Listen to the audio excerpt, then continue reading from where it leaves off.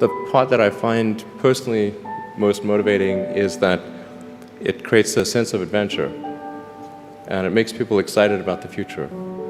And if you consider two futures, one where we are forever confined to Earth until eventually something terrible happens, or another future where we are out there on many planets, maybe even going beyond the solar system, I think that second version is incredibly exciting and inspiring, and there need to be reasons to get up in the morning.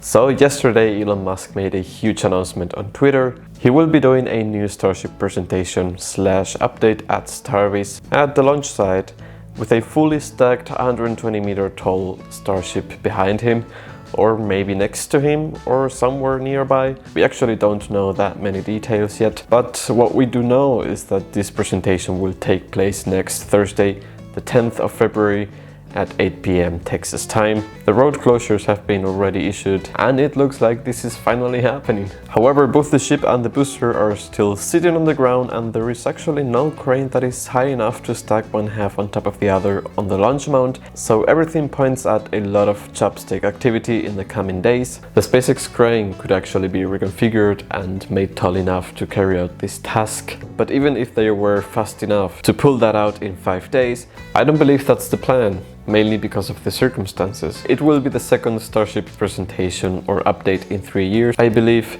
with a lot of changes and redesigns that have happened along the way. So it's going to be a big moment with a lot of media attention, and with all the work that has been going into the catching arms lately, plus all the apparently successful testing, I imagine Elon and SpaceX really want to show off those chopsticks. That still sounds weird.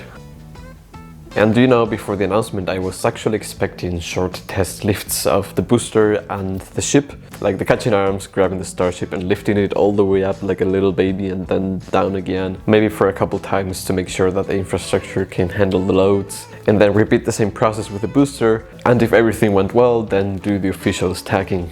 I know that that has been the purpose of these giant sacks or bowls filled up with water to test the load capability of the chopsticks and the tower, but you know, I thought just to make sure that everything works well, they might as well perform the same test with the ship and booster. And for all we know, we might still see that happening in the coming days. There is definitely still time to do these tests, or maybe not that much time. And if not, well, that's also for a reason, and I am confident in SpaceX knowing what they're doing.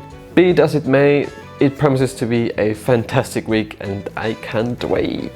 And that's it for this video. I wanted to cover this news and tell you my thoughts. You can also let me know what your thoughts are, and thank you for being here. I will see you all again very soon, probably this very weekend, so see you there. Take care. Bye bye.